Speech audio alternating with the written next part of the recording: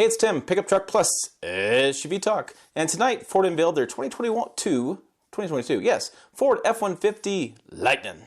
Yeah, I'm going to say it like that. Lightning. That's one name. Lightning pickup, and this is a crew cab, full-size, half-ton, battery electric truck. It's got a crew cab, 500-foot bed. It's supposed to tow up to 10,000 pounds, has 2,000 pounds of payload.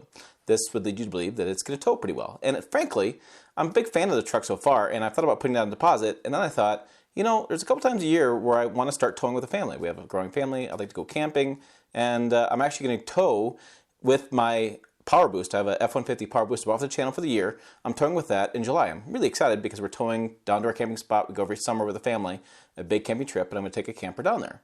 So I thought, hey, you know, this is 10,000 pounds towing and 300 miles extended range in this battery electric F-150. How would it work for me?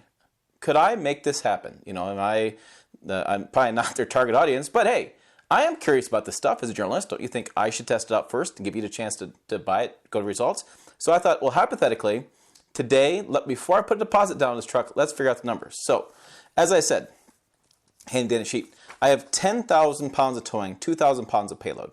Now, in the Power Boost F-150, I have 1,546 pounds of payload, and I can tow 12,400 pounds. So those numbers are important, and what's important about those numbers are the claims that Ford makes. Now, I believe that with the max towing package extended range, you can get 10,000 pounds of towing. I do not believe you get 2,000 pounds of payload. It's just not happening. So, like, for example, my truck is max payload is supposed to be 1,830 pounds, and I got 1,546. Well, how can that be? Well, I have a big moonroof. I have different options in a truck. I mean, as you start adding on options, well, then you start decreasing payload. And dealers tend to add on options immediately when they buy trucks, so your payload is going to go down. Why does that matter? Because payload plus towing plus the weight of the truck equals gross combined weight rating. It's all together. So you don't want to exceed that, because then you exceed the capabilities of the truck, you put yourself in danger, or you start doing the Carolina squat, or the brakes go on you. Very dangerous. And plus, there is some legal aspects of that.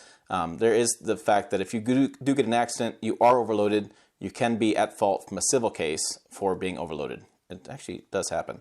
But anyway, so besides most guys overloaded trucks. Anyways, I'm rambling. So let's talk about this realistically. So let's say this truck is like my truck. Say it's lost 280 pounds. So I'm going to say I have 1,800 pounds of payload. Let's just, you know, ballpark it. So I lost 200 pounds of payload.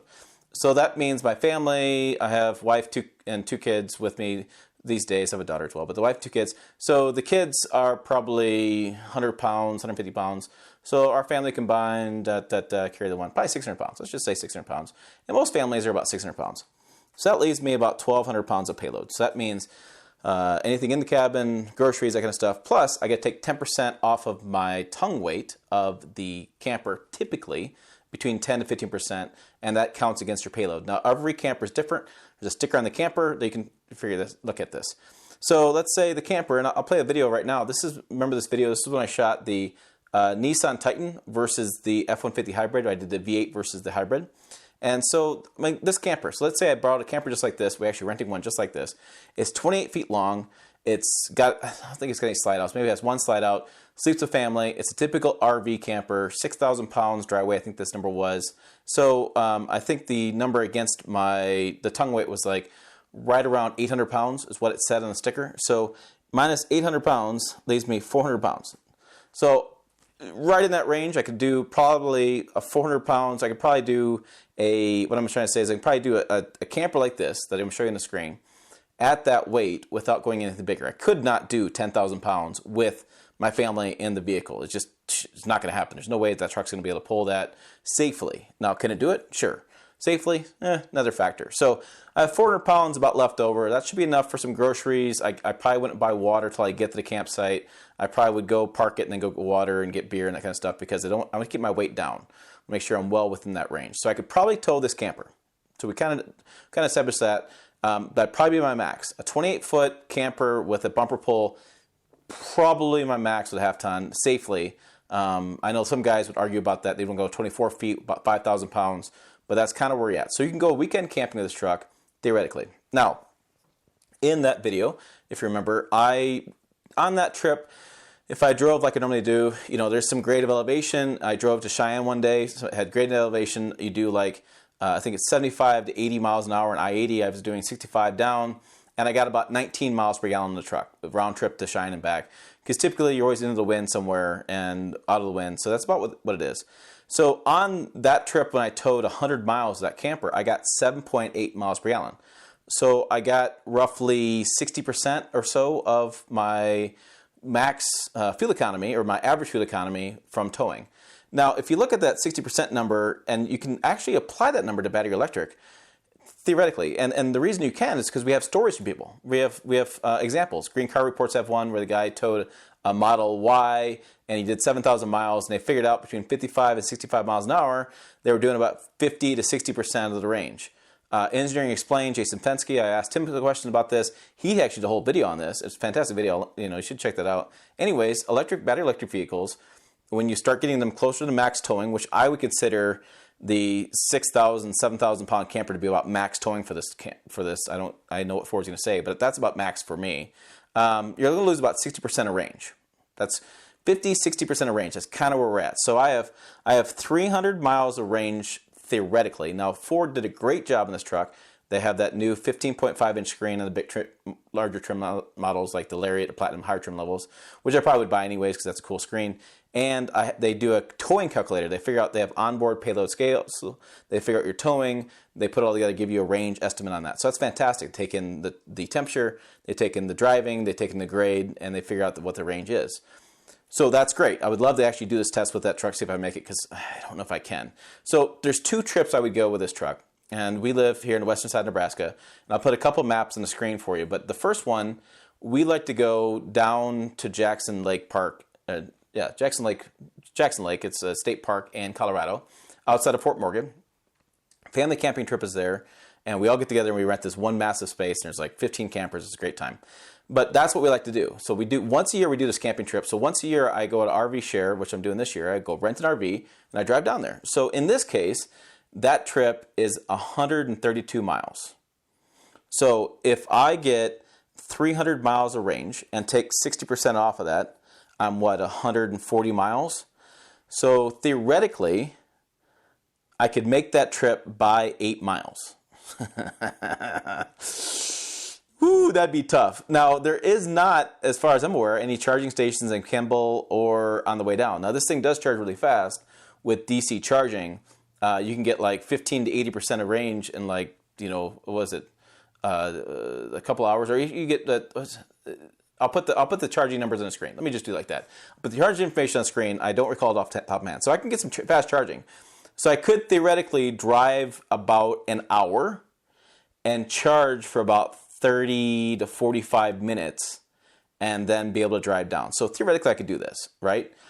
With the fact that if Kimball put in DC fast charging and if the fast charging was set up for a camper, they typically aren't.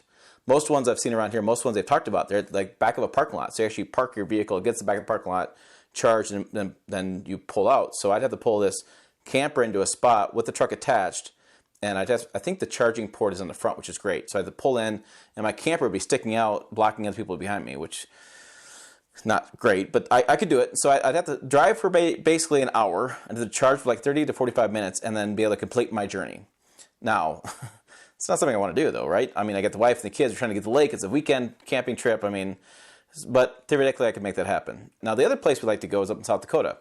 And from here to South Dakota is Mount Rushmore KOA Resort at Palmer Gulch. I'm going to give them a shout out. If you've never been there, go there. Great KOA. The KOA at Palmer Gulch is 200 miles.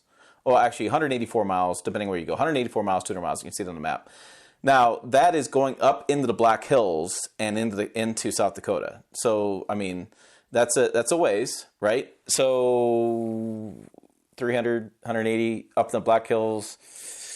Yeah, I'd have to stop again. I'd probably have to drive an hour and a half, because there's nothing here between here and Hot Springs.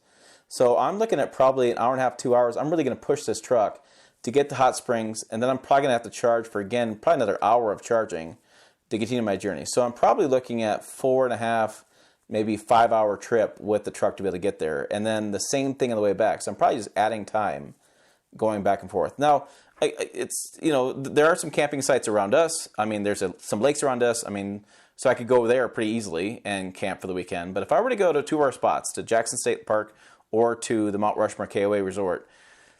I don't know. I'd have to, it definitely take me a longer period of time. And I'm adding an hour to 2 hours each way, which is going to be a problem because, again, wife, kids, and eager to get places. And if you've ever been camping for a couple of days, last thing you want to do is stop for a couple of hours on the way home. You want to get, I want to get home. I want to get home, take a shower, and get cleaned up. So I don't know. I'd like to do it. I think it's cool. I think, 775 foot-pounds of torque in this thing. When you saw my video where I did the hybrid towing, and I've learned a lot about the hybrid since doing that video, but it was meeting the electric motor and electric starter, and the electric starter, electric motor with the battery, and working in conjunction with the engine.